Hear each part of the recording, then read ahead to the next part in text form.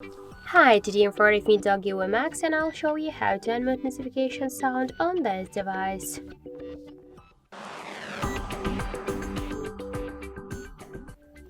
So first open the settings application, then tap to the sound section. Here you'll see ring and notification volume panel.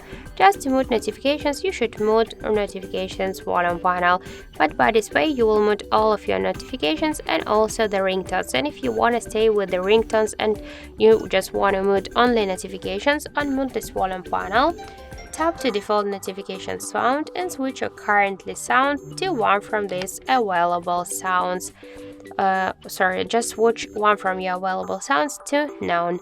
Then just tap to OK, and that's it. By this way, you'll mute all of your notifications, but you'll stay with the ringtones. So thank you for watching, and if you find this video helpful, leave thumbs up and subscribe our channel.